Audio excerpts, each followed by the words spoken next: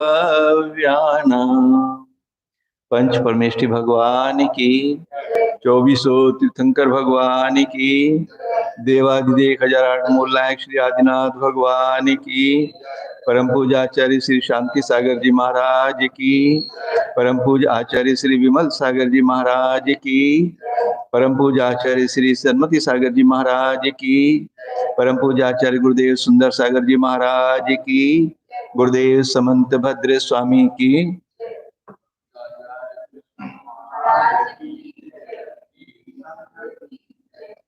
भव्य आत्माओं। आचार्य भगवान आत्मानुशासन ग्रंथ में तप की महिमा बताते हुए बता रहे हैं कि इस मनुष्य भाव में तप करना ही योग्य है। तप के द्वारा ही हम अपने कर्मों को नष्ट कर सकते हैं। तप के द्वारा ही इस जीव का कल्याण कर सकते हैं। और तप में विशेष बताया ध्यान।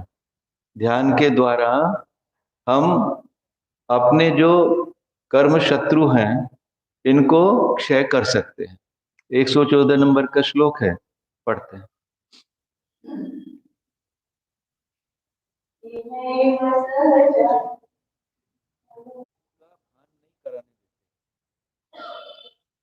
जहां क्रोध होगा वहां क्षमा होगी क्या? जिस समय क्रोध होगा क्षमा नहीं होगी।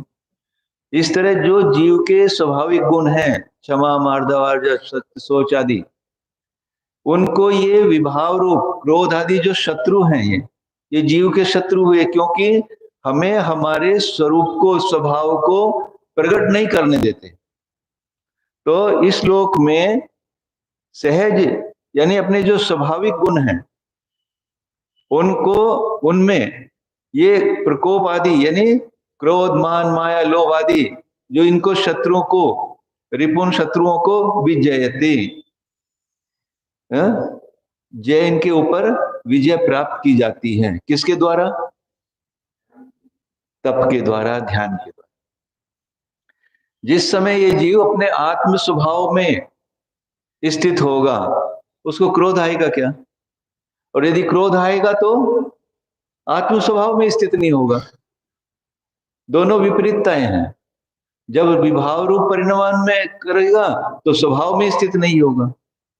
तो जब अपने तप के द्वारा, ध्यान के द्वारा अपने स्वभाव में स्थित होता है तो ये विभाव रूप जो शत्रु हैं, काम, क्रोध आदि, इनके ऊपर यह जीव विजय प्राप्त कर लेता है।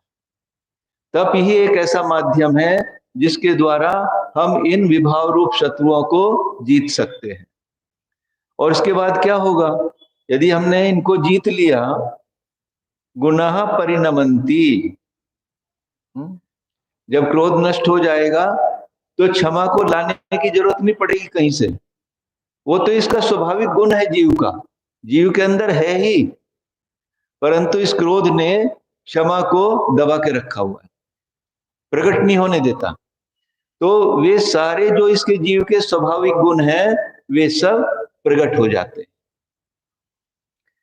है ना। आत्म स्वभाव प्रभाव भिन्न। आत्म स्वभाव और प्रभाव दोनों अलग अलग हैं। तो क्रोध आदि जो विभाव रूप प्रभाव है उनसे भिन्न इस जीव का स्वभाव है। और स्वभाव में क्या है? अपने गुण प्रस्फुट चाहता है कि मेरे वो गुण प्रकट हो जाए। कोई चाहता है कि मुझे क्रोध आए, मैं हमेशा से क्षमा रूप ही साम्य भाव में वर्तता रहूं। जो मेरा वास्तविक स्वभाव है मैं उसमें ही वर्तन करूं, उसमें ही परिवर्तन करूं, यही चाहते हैं ना। पर अनादिकाल के संस्कारों के कारण, क्योंकि वो कर्म बांधे हुए हैं, हमने क्रोध आदि कषाय बांधी हुई हैं, वे कर्म हमारे साथ में हैं। और क्योंकि हमने बांधे हैं तो वो तो उदय में आएंगे। उदय में जब आएंगे तो फिर क्या करना है? साम्य भाव। तब तप के द्वारा, ध्यान के द्वारा, स्वाध्याय के द्वारा इन विभाव रूप परिणामों को कषाय तो बराबर उदय में आ रही हैं, पर जिस समय आप स्वाध्याय कर रहे हैं या ध्यान कर रहे हैं वो उदय में आकर निकल जाएंगे। जब ध्यान की मुद्रा में होंगे तो कितने कितने कर्म आकर निकल जाते हैं और पुनः बंद नहीं हो पाता, तो निर्जरा होती रहती है। तो ऐसे गुण प्रकट होते हैं जिनको ये जीव अपने प्राणों से भी ज्यादा चाहता है कि प्राण जाए तो जाए, पर मेरे गुण नष्ट ना हो।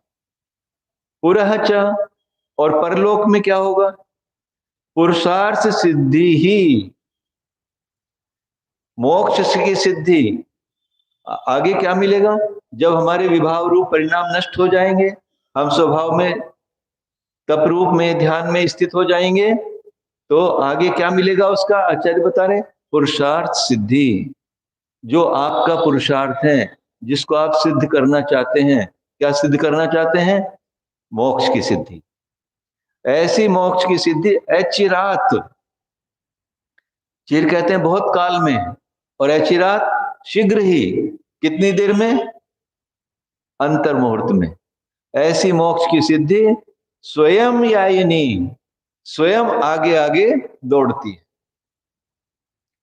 कितनी महिमा आनी चाहिए अपनी आत्मा के प्रति कि ऐसी अद्भुत वस्तु मैं हूं, ये जीव द्रव्य है, कि जो तप के द्वारा विभाव रूप परिणामों को हटाकर अपने स्वभाव को प्राप्त करके एक अंतर मुहूर्त काल में ही मोक्ष लक्ष्मी इसके पास दौड़ के चली आती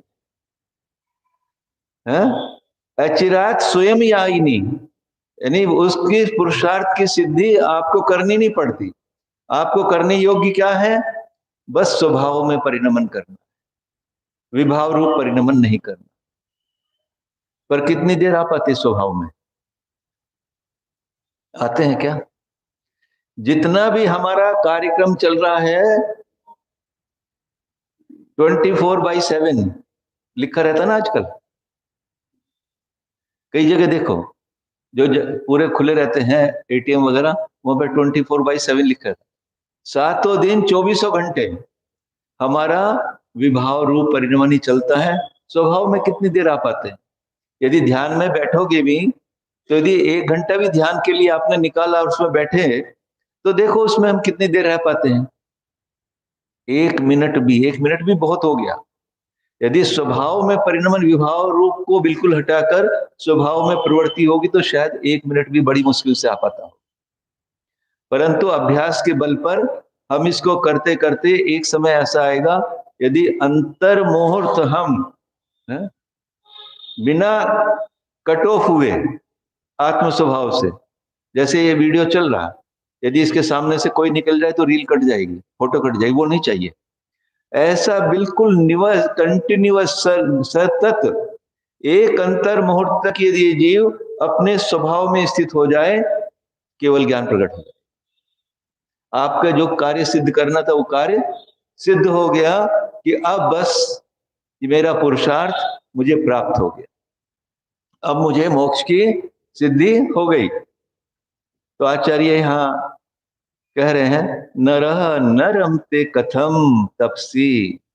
ऐसे तप में जो आपके पुरुषार्थ की सिद्धि करने वाला है, और बहुत कम काल में, उसमें सागरों की वर्षों की आयु भी नहीं लगती, कि बहुत टाइम लगने वाला है। देव पर्याय में जाएंगे तो सागरों तक वहां पर पड़े रहेंगे, नरक में जाएंगे तो वहां दुख भोगते रहेंगे। मनुष्य पर्याय में भी मान लीजिए कोटि पूर्व की आयु मिली, आचार्य के उतना भी नहीं करना पड़ता।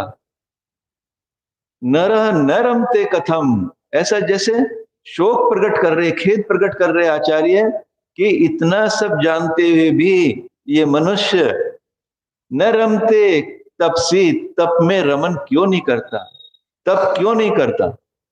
और कैसा है वो तप? ताप संसारिणी, यानी सब प्रकार के दुखों का नाश करने वाला वो तप है। ऐसे तप में ये जीव क्यों नहीं अग्रसर होता, क्यों नहीं लगता? अपने अंदर विश्लेषण करके देखो कि रात्रि का भोजन भी नहीं छूट पा रहा, तब की तो बहुत दूर की बात है। क्यों नहीं ऐसा हो पा रहा? ऐसी कौन सी चीज अड़चन आ रही है आगे कि मैं आगे नहीं बढ़ पा रहा हूं? प्रतिमा के भाव, संयम के भाव मेरे क्यों नहीं बन पा रहे? एक विश्लेषण करके देखो। आचार्य इतना हमें कह रहे, समझा रहे कि भाई इस तप में लग, ध्यान में लग, स्वाध्याय में लग। क्यों? कि तेरे अगले भव का नाश हो जाएगा, तेरा अगले भव का मोक्ष की सिद्धि हो जाएगी, तुझे संसार में भ्रमण नहीं करना पड़ेगा। और ये तप इसी पर्याय में कर सकते हो भैया। ये उपदेश भी अभी मिल रहा है, जब देव पर्याय में मिलेगा तो तप का उपदेश, पर तप नहीं कर पाओगे। नरक पर्याय में भी तीसरे नरक तक यदि कोई देव आके आपको संबोधन कर देगा तो कर देगा, पर तप नहीं कर पाओगे। तिर्यंश पर्याय में भी वो अनुमोदना तो करेंगे तिर्यंश आपके तप की, पर वो तप नहीं कर पाएंगे। इसी मनुष्य भव में कर सकते हो और अभी कर सकते हो। क्यों? बाल्यपने में तो ज्ञान नहीं है, तरुण में तरुणी के साथ हो गए, तो अभी जो समय मिला है, यदि ये समय भी हमारा चला गया बिना तप के, बिना स्वाध्याय के, बिना संयम के, बिना ध्यान के, तो इस पर्याय का भी कुछ भी अर्थ नहीं रहेगा। तो ऐसे इस मनुष्य पर्याय को पाकर जीव क्यों तप में रमन नहीं करते, ऐसा खेद आचार्य प्रकट कर रहे हैं कि अब हमें अपने तप में लगना चाहिए। आगे का श्लोक पढ़ते हैं। हाँ, प्रकोप माने क्रोध मान माया लोभ, ये प्रकृष्ट उत्कृष्ट जो क्रोध मान माया लोभ, उनमें ये जीव ऐसे ये रिपु हैं, शत्रु हैं, और इनको सहज ही स्वाभाविक भाव से ही इनको विजय प्राप्त कर लेता। किसके द्वारा? तप के द्वारा। तप से इन शत्रुओं को नाश किया जा सकता है। जिस वक्त ध्यान की अग्नि जलती है, ध्यान में ये जीव होता है, कितने कर्मों के पहाड़ आके गिरते हैं, जो अभी उदय में भी आने वाले नहीं थे, उनकी भी उदीर्णा होकर वे नष्ट हो जाते हैं। कितना फायदा है। जो वर्तमान में रेगुलर जो निरंतर उदय में आने वाले, वे तो आएंगे ही आएंगे। तो तप के द्वारा, ध्यान के द्वारा जो अभी उदय में आने वाले नहीं थे, 1000-2000 वर्षों के बाद आने वाले थे, इतने भवों के बाद आने वाले थे, वे कर्म भी उदय में आके अभी नष्ट हो सकते। तो ऐसा तप करने में क्या बाधा है? क्यों नहीं हम उधर बढ़ते? जो हमारे कितने भवों के अर्जित किए हुए कर्म इस पर्याय में ध्यान के द्वारा हम नष्ट कर सकते हैं। जब लब्धि सार ग्रंथ पढ़ते हैं ना, और एक एक ऊपर बढ़ते हैं, तो ऐसे पहाड़ के पहाड़ गिरते हैं, ऐसे हाँ? सागरों सागरों के बंधे हुए कर्म ऐसी आयु के एक साथ गिरते हैं, और ऐसे बंध भी कम होता है, बंधापसरण भी इस तरह से कम होता है, फिर आगे आगे कम होता है। यानी इतना बड़ा बड़ा ग्रुप, इतना बड़े बड़े पिंड एक साथ गिरते हैं तप के द्वारा। तो तप का बहुत बड़ा महत्व है, अपने जीवन में हमें निश्चित रूप से आचरण करना चाहिए। अगला श्लोक पढ़ते हैं।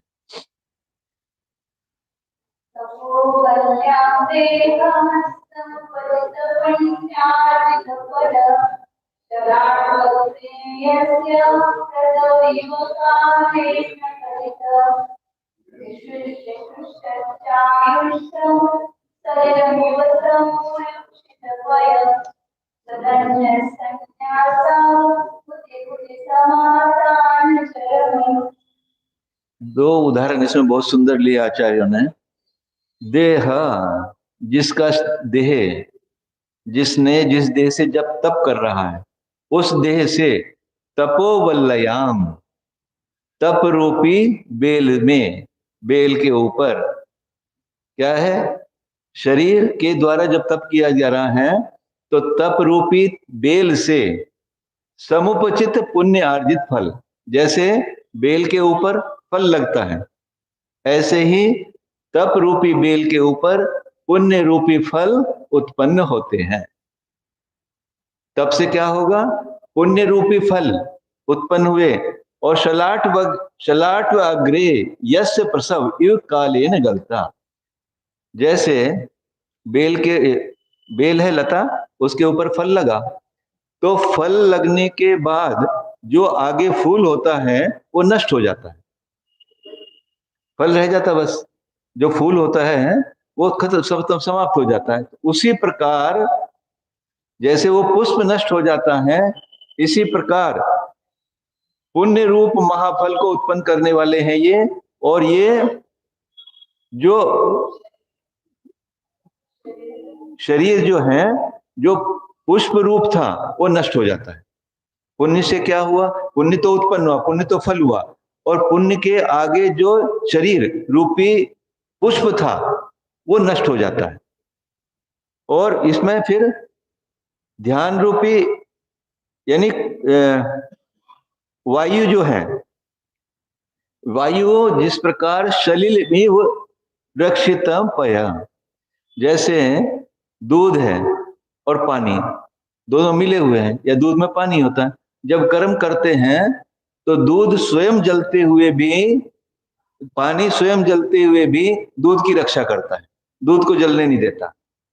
इसी प्रकार आयु कर्म स्वयं नष्ट होकर भी, आयु कर्म स्वयं नष्ट होकर भी उस पुण्य का, पुण्य रूपी फल का रक्षा करता है। यही है ना? आयु जो है,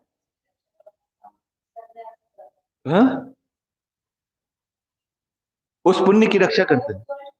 हाँ, समाधि, हाँ, समाधि से जो उत्पन्न शुक्ल ध्यान और धर्म ध्यान है उसकी रक्षा करता है। हाँ, स धन्य है, ऐसा जीव धन्य है जिसने अपने शरीर को इस प्रकार तप में लगाकर पुण्य रूप फल अर्जित किया, और फिर उसमें उसका जो फल धर्म ध्यान और शुक्ल ध्यान है।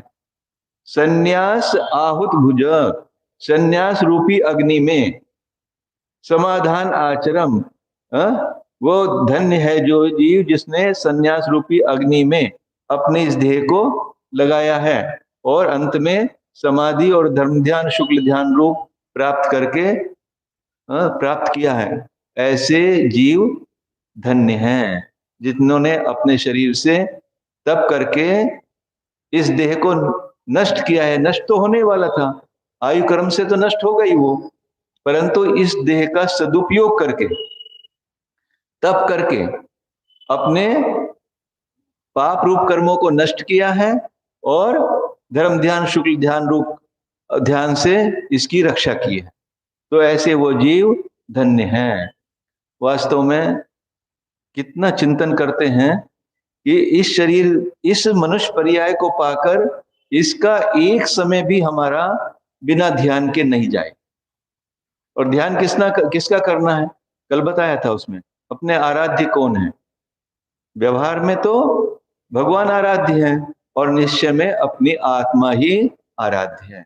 उस आत्मा का ध्यान करने से याद ही नहीं आती उसकी, वास्तव में ध्यान तो कहां करेंगे, ऐसा चिंतन ही नहीं होता। पूरा समय हम बाहर में प्रवृत्ति करते हैं, जहां प्रवृत्ति करने चाहिए वहां से तो निवृत्ति रहती है हमारी, वहां जाते ही नहीं हम, और जहां से निवृत्ति करनी रहती है उसी में प्रवृत्ति रहती है हमारी। तो हम 24 घंटे जो बाहर में रहते विभाव रूप परिणमन करते हैं, इस मनुष्य पर्याय का महानता अभी आपको समझ में नहीं आ रही। कितनी अद्भुत वस्तु आज हमें प्राप्त है और इसको पाकर भी हम इसको भोगों की भट्टी पर चढ़ा दे रहे। काम और भोग दो ही काम है। पूरे दिन काम करते हैं और फिर उसका भोग करते हैं। पूरा जीवन ऐसे बीतता जा रहा है, पैसा अर्जन करने में और पैसे जो अर्जित धन है उसका उपभोग करने में। भैया आचार्य कहते हैं ये मनुष्य पर्याय तुझे इसलिए नहीं मिली थी, ये पर्याय तो इस देह से तपश्चरण करके जो अनंत भवों में हमने कर्म अर्जित किए थे उनको नष्ट करने के लिए, उनको जलाने के लिए, इस आत्मा को शुद्ध करने के लिए पर्याय मिली थी। परंतु हमारा पुरुषार्थ इस ओर तो कुछ भी नहीं लगता। राग द्वेष में ही, मोह में ही हमारा प्रति समय निकल रहा है। किसी के भी प्रति जो कार्य हमें नहीं करना, जिसके बिना कार्य करने से हमारा काम चल सकता है, फिर भी हम उसमें लगे हुए हैं। तो इस मनुष्य पर्याय को पाकर, इस देह को तपश्चरण में लगाकर अपने कर्मों के भार को हल्का करना है, तब तो ये सार्थक है मिलना। नहीं तो कितनी बार मनुष्य देह मिली, कुछ भी नहीं कर पाए। ये मनुष्य देह भी हमारी इसी प्रकार चली जाएगी। यही पूर्ण करते हैं। बोले आचार्य गुरुदेव सुंदर सागर जी महाराज की।